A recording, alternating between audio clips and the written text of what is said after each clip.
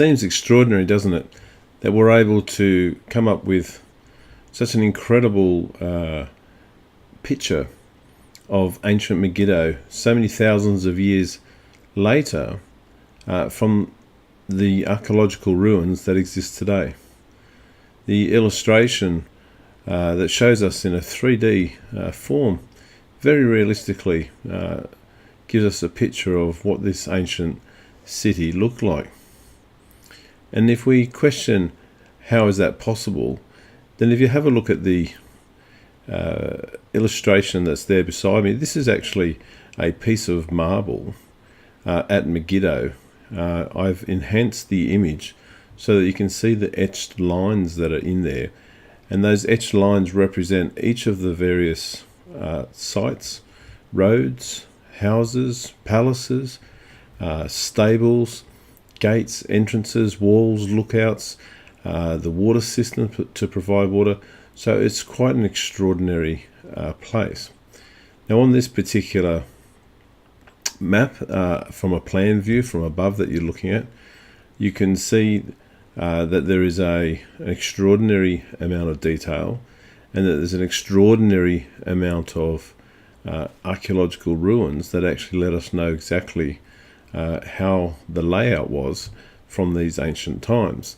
The other extraordinary thing is that this particular place has been around since the dawn of civilization, in the sense that once the land of Canaan was settled in the Levant, as it's called, which is the eastern end of the Mediterranean, this particular city was a prized city because it sat in such an important location. Now on this particular plan that you're actually having a look at, there's a representation on there of several different eras. The earliest era is known as the Early Bronze Age, and it's from 3300 BC to 2100 BC. And this is when it was known predominantly as a Canaanite city-state. Now, if you're not sure what a city-state is, a city-state today, there's two places that represent this, and one of them is actually the Roman Vatican, and the other one is a place like Singapore. And the reason for this is that they're very small areas, in fact, but what they have is they have a city in the middle, and then they actually have their surrounding territory around them. So in the ancient times, when we talk about kingdoms, we imagine these great big vast tracts of lands and large countries like we have today, or large states like we have today, but in fact they were actually very small. And most of these settlements would contain no more than 3,000 people in total, and within these fortified walls there would contain the palace of the ruler, it would contain quarters for the people to live, and it would also contain lookouts, fortress walls, temples, and it would in fact have stables to house their animals. This particular location is a very fertile location because it's next to the Jezreel Valley, which has the Kishon River passing through there. It's also very strategically important because of its location, because it was along the trade route which the people would travel along if they were moving between Egypt and Northern Mesopotamia. The second age represented on this ancient tell is actually the Middle Bronze Age, and that's recorded between 2100 BC and 1550 BC. And this was a period of Assyrian occupation. Now, there's two actual periods of Assyrian occupation or Assyrian empires in history, and there was actually an older Assyrian empire, and then there's what we call the Neo-Assyrian Empire, which is a more modern Assyrian empire, which is what we encounter in biblical times. That's then followed by the Late Bronze Age, which is from 1550 BC to 1200 BC, and during this time we had the Egyptians come up under the reign of Thutmose III, and they actually fought and occupied this particular tell as well. And once again, this was a prized piece of territory because of its strategic importance. Finally, we have the Iron Age, as it's known, and that is represented from 1200 BC to 550 BC, and that was during the era when the Israelites came into the land of Canaan and occupied the land of Canaan under the leadership of Joshua, and Megiddo finally became an Israelite city. So it's had an extraordinary history. These periods of history are actually known as bronze, as you can see there, and also iron. They represent the eras where technology changed, when metals were refined, and from the Bronze Age to the Iron Age, we see a greater sophistication in society and manufacturing, and also an increase in knowledge on what materials to actually use. So iron was a much better and harder material to use, and so during the time of the Israelites, this was now prevalent in their time. Now, going back to the plan, having a look here, if you look at the bottom of the slide, you can see that there's a entrance there, and this entrance heads out into the Jezreel Valley if you follow it across to the left there, and you come through two sets of gates. The first one is the outer gate, and then you pass through what's known as an inner gate. Now, those particular gates were built at different periods of time as well. So the first one there that you see on the outside is actually built in the Iron Age, and then the other one on the inside was actually built during the late Bronze Age. So that tells us that that outer gate was for extra security, and it was built at a later time than the original city gate that was in place. When you go inside of the ancient tell, across to the right there, you've got the late Bronze Age palace. That's actually there. And then we've got the Assyrian palaces a little bit further to the right. And if we go all the way up to the top, up there you can see is what's called the Southern Palace. And across to the left, the Eastern Palace, and they're actually built during the Iron Age. So once again, moving down to the bottom to the left, there's a Northern Palace, and that's again in the Iron Age. So all of those Iron Age palaces, so it's palaces that were built during the time of the Israelites, whereas the other palaces that were built there were built during the time from either before, which is the late Bronze Age ones, and these as particular Assyrian palaces that are built are in actually fact from the Neo-Assyrians, the newer ones, and that's when the Assyrians came and occupied this particular city during the time of the Israelites, and this is when the Egyptians came up and joined them to fight, when we had the change of power from the Assyrians across to the Babylonians. So very significant place, a lot of history to understand with this particular place. One of the significant things about the ancient tells is they're all very, very high, and they also all need to have a supply of water. So on the top right hand side there, you can see there's a water system. It says that it's Iron Age, so this is something that was implemented during the time of the Israelites to actually bring the water in. So the idea is that when they were under siege, they would have everything they need inside the ancient city walls.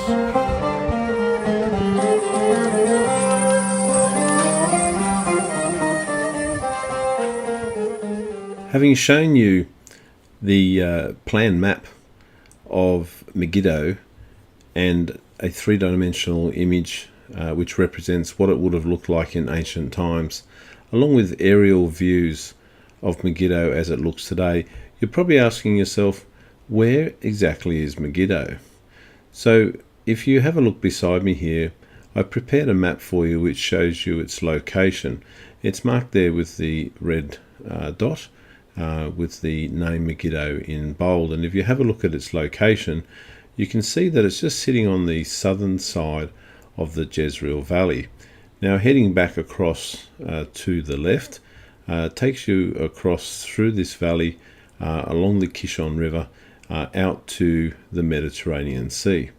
Now if you look above where that juncture point is, if you go a little bit further to the north, you arrive at Akko, which is still in today's Israel.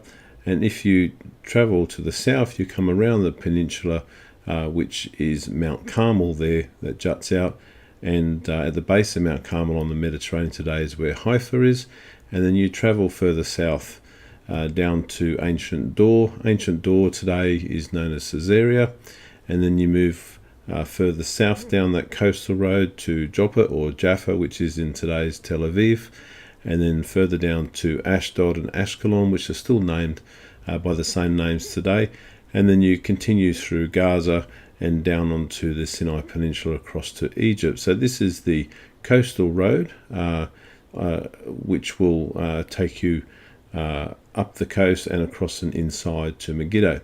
In these ancient days, though, they didn't actually necessarily use that particular route, because they would come off the Sharon Plain there, just south of Dor, and they'd actually use that road which goes between the coast and Megiddo. So they'd actually cut off that sector going on to Mount Carmel itself.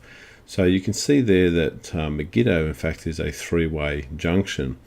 Now, from Megiddo, if you head across to the right, which is in an easterly direction, it takes you through the Jezreel Valley and then through what's known as the Harod Valley, and you arrive at Beth Shean.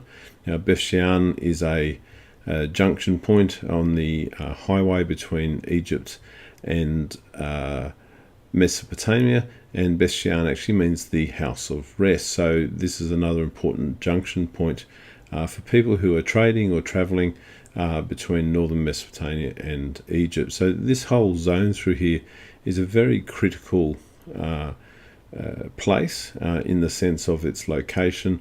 Jezreel Valley is fertile, it's great for farming, it has water, and it also has an access path that passes between the various mountains and hilly areas. So it's a place where it's easy to pass through, and because all of the ancient tells are on these large mounds, they're very high up, and because the land is flat, you can see a long distance. So if you look below me here in this picture, this is actually standing on top of the ancient tell of Megiddo, and you can see the plain, that's the Jezreel Valley, going across to the other side. The big hill in the background represents near where Nazareth is, and in fact the green line that's in the middle of the valley there is actually there because they're the trees which are following along the edge of the Kishon River. So this should hopefully give you a bit of a feel for its location and the significance of why it was a prized location, because it was on the trade routes, and it was also a place where fortress cities were placed in order to control those who actually were able to come through the land. So it was of strategic significance as well.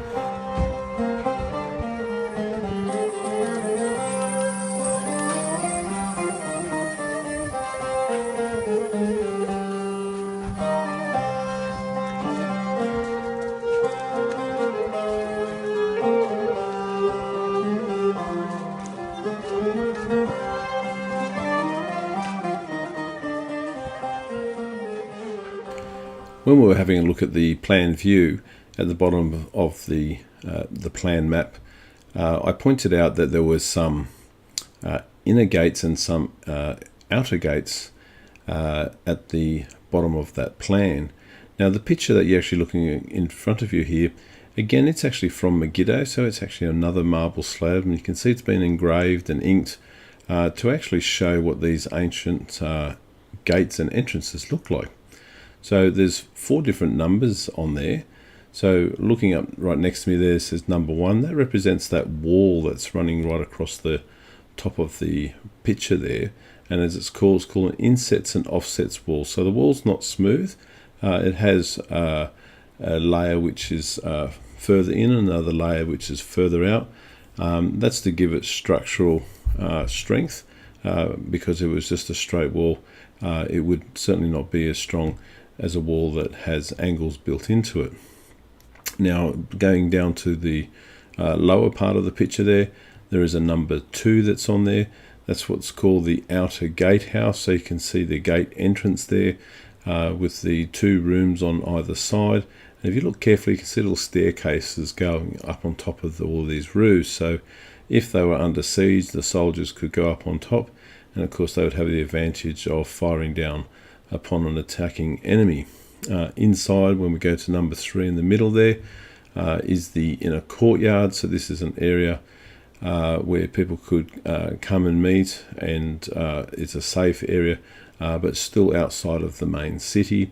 And of course, number 4 there, back at the top, that's the inner 6-chambered gatehouse, and this is where you would pass through into the main city. Now, not all of these things were built at the same time, as I expressed earlier. So the external additions were built in the Iron Age, and these are representative of the additional works that the Israelites did when they took over. And specifically, the nature of these structures, they're often termed as Solomonic gates, so from the time of King Solomon, and that's because they have a particular design feature that's in them, and they're found at this particular ancient tell, but they're also found when you go to other ancient tells in Israel. I went to another tell up in Hazor, further to the north, and also right up at the top at Tel Dan, and they also had these same structures in terms of the way the layout of these actual gates were built. So this is typical of that period. So we're on top of the ancient tell of Megiddo at the moment. So I'm just going to pan around to the left. There's a lot going on here and different signposts, but if I keep panning around, this is just incredible. There's the mountain range on the far side, the Jezreel Valley in between us as I keep turning around here. See all the valleys. So heading up to the left there was all going back towards the coast we came to from Haifa. Just keep turning around here, spinning around, right down the bottom, taking some photos. And all the way back to where we started. So this point here, on the left-hand side was the gate. So that's the gate there. The other side of the gate entrance was up here to my right, and it walked through to the centre, so it had an ancient gate. So this structure here on the left was a building that was part of the gate tower there on the outer wall. Well, sorry about some of that wind noise on that video clip.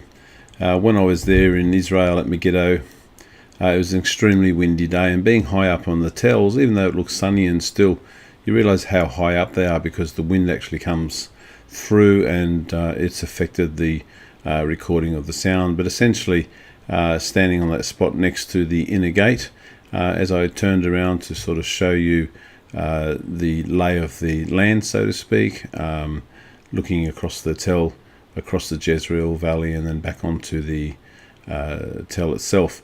That final image that was being shown was actually of the inside gate, and you can see how incredibly well preserved it is after so many years for us to be able to come and see there today. So having had a good look at the ancient tell, had a look at the plan of the tell, the aerial photographs, a recreation of what the tell looked like, some of the archaeology and the scenery there, I'm now going to come to that point where we start to talk about what was Megiddo about. I've mentioned that it was a significant place, it was a strategic place, so I'm just going to give a little bit of a background, and then we're going to delve into the Bible and see what the Bible has to say, and also what the events were that were recorded that are so significant for us as Christians. Now, archaeologists have been drawn to Megiddo to uncover the streets, the fortifications, palaces and storehouses of a royal city, and it's mentioned numerous times in the Bible. The evidence that's been uncovered attests to its status as one of the most important and strategically sensitive cities in the ancient Near East. Located along the great overland highway between Egypt and Northern Mesopotamia, as I've mentioned, it's at the outlet of a narrow pass through the Mount Carmel range. Megiddo has had a continuous history of settlement and is repeatedly named in the ancient archives of both Egypt and Assyria. Megiddo began to dominate the surrounding countryside around 3500 BC at the dawn of urbanization in the Levant. and today its architecture provides the most impressive evidence of the rise of the first cities in the region. It was a site of epic battles that decided the fate of Western Asia. When the Canaanite city-states revolted against 15th century BC attempts to be dominated by Egypt's pharaoh, it was at Megiddo that they assembled to do battle. The Egyptian army, led by Pharaoh Thutmose III, routed the Canaanite forces and plundered its wealth after laying siege to the city for 7 months. His decisive victory not only enabled him to incorporate Canaan as a province in his new kingdom, but his description of the Battle of Megiddo is in fact the earliest account of a major war in antiquity. Now, there were 6 letters discovered in the archive of El Amarna in Egypt, and they were sent by a fellow called Biridia, who was a king of Megiddo, and they were sent to the Egyptian pharaoh Akhenaten in the 14th century BC, and they indicate that Megiddo was one of the mightiest city-states in Canaan. So let's have a look biblically. There's much to say about Megiddo in the Bible. Firstly, as a royal city of the Canaanites, the king was slain by Joshua and the Israelites when they conquered the land of Canaan. It says in Joshua chapter 12 verse 7, "These are the kings of the land that Joshua and the Israelites conquered on the west side of the Jordan." And in Joshua 12:21, it confirms that the king of Megiddo was one of them when it simply says, "the king of Megiddo." And that's amongst the whole list of different kings of these ancient tells or ancient cities. Secondly, although Megiddo lay within the territory of the tribe of Issachar, when land was being allotted by Joshua, it was given as one of the cities assigned to Manasseh. This is mentioned in Joshua chapter 17 verse 11, when it says, "Within Issachar and Asher, Manasseh also had Beit Shean, Ibleam, and the people of Dor, Endor, Taanach, and Megiddo, together with their surrounding settlements." The tribe of Manasseh, however, were not able to expel the Canaanites, and they continued to dwell in that land.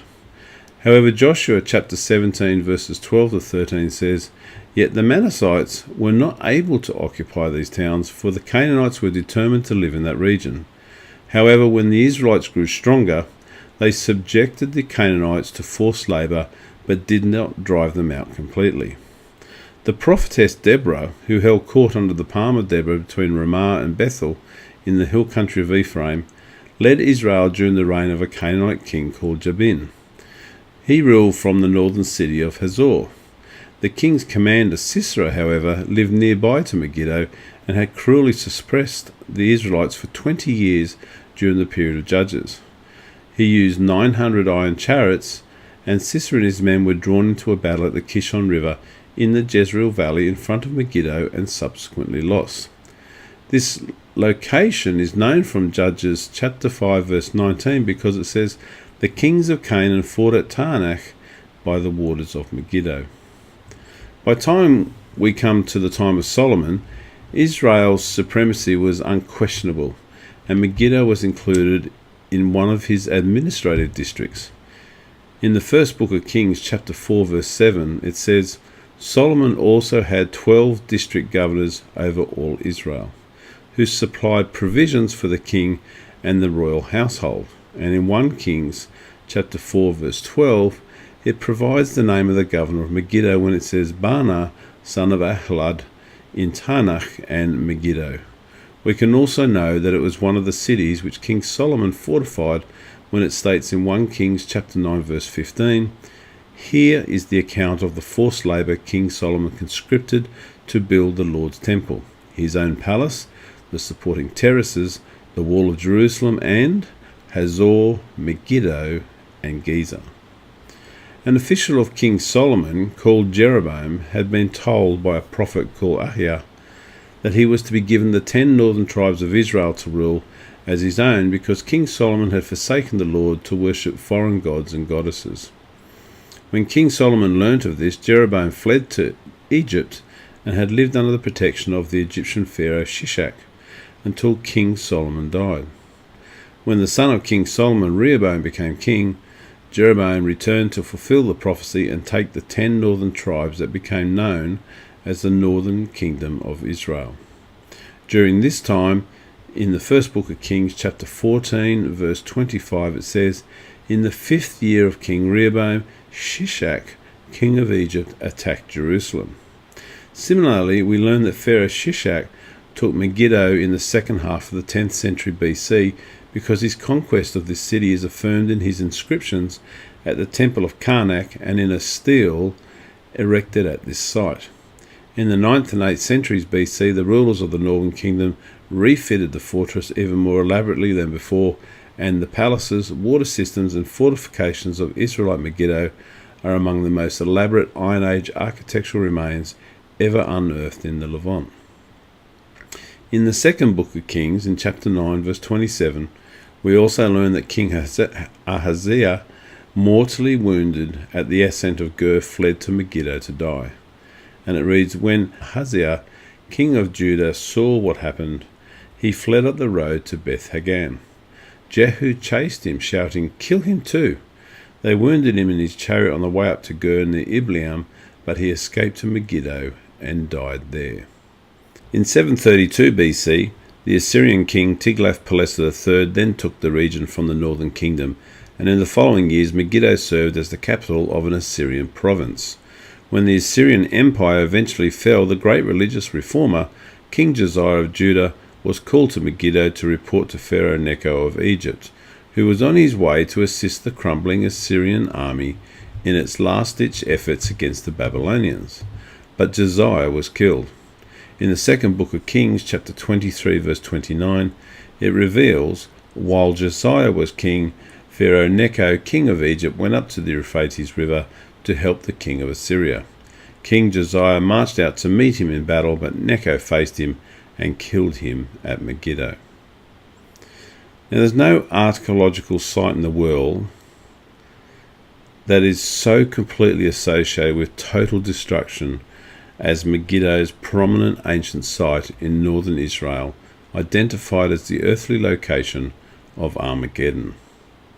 The word Armageddon simply means the mound of Megiddo, and it is the scene of the final apocalyptic battle between the forces of good and evil at the end of days in the book of Revelation.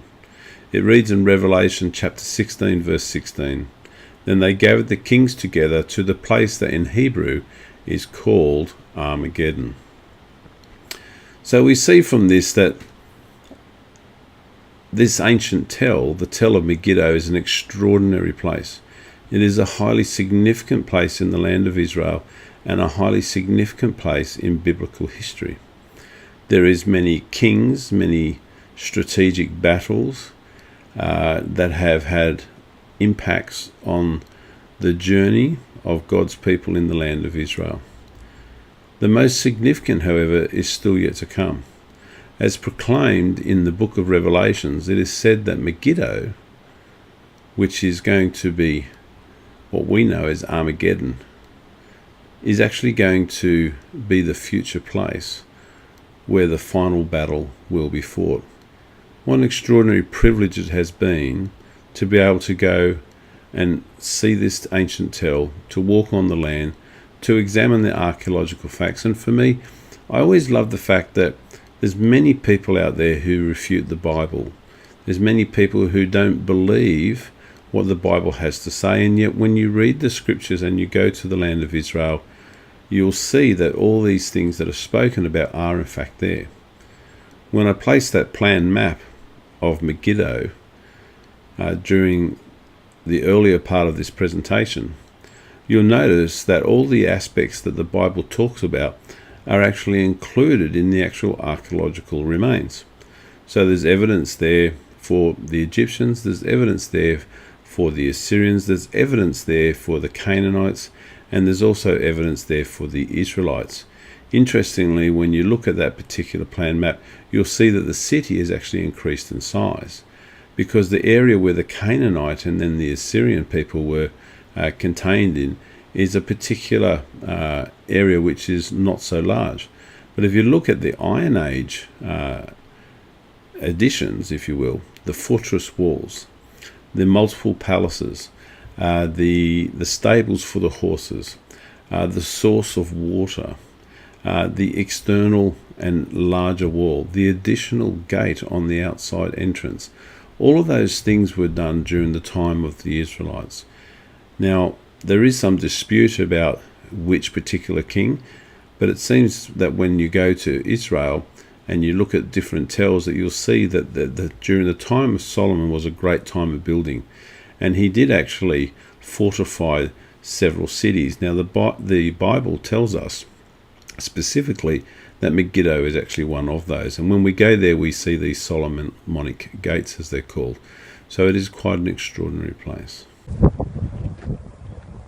Well, here we are up on the very top of Tel Megiddo, looking down the valley.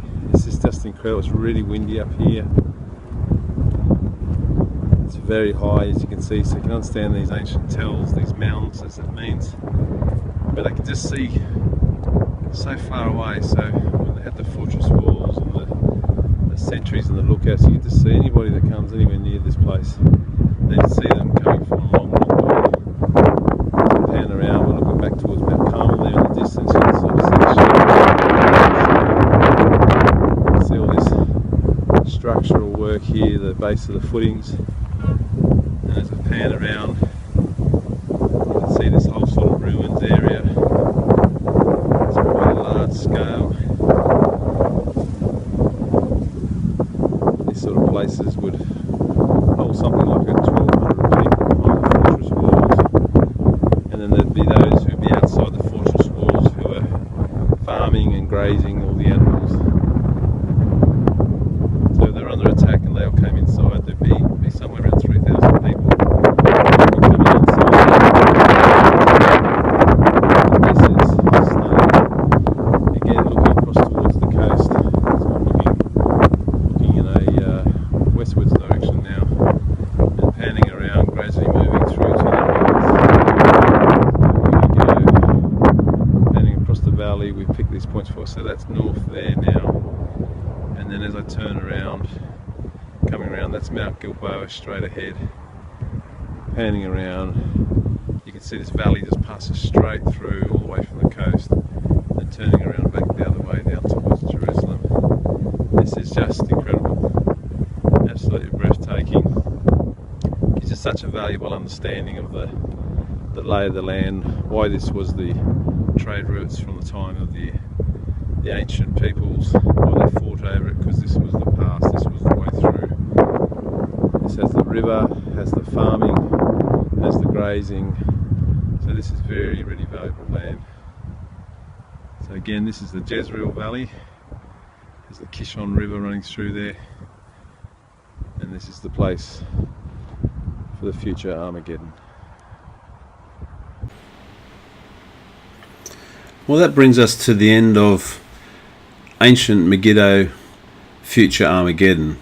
I pray that you've enjoyed this presentation. It's been an extraordinary journey, and it's just been a great pleasure to be able to share this with you. Now, this is a presentation of the Jesus Movement. Directly beneath me you can see three different addresses there. The first one is for my website, thejesusmovement.com.au. Please avail yourself of the website and what it has to offer there. Currently we're running the videos, which are also on YouTube, and there is a resources section which is constantly being added to, where you're able to purchase photographs from around Israel, as well as resources for teaching and Bible study. Now, also on here I have my Facebook address, which is at the Jesus Movement Official, if you'd like to join my Facebook and receive all of the posts and the video trailers and any other news that comes up in conjunction with the Jesus Movement. And finally, of course, is my YouTube channel, which is the Jesus Movement, also in conjunction with my name, Paul Brunton. It would be a wonderful gesture if you could subscribe to my YouTube channel. It helps the Jesus Movement reach more people in the worldwide system, as it improves the rankings of each of the videos that are being viewed. So to do that, you just need to press on the red subscribe button. If you'd like to receive notifications of any future videos, then you just simply press on the bell symbol next to it and they'll be sent to your email. So thank you so much. It's been a wonderful pleasure to have your company. God bless you. This is Pastor Paul.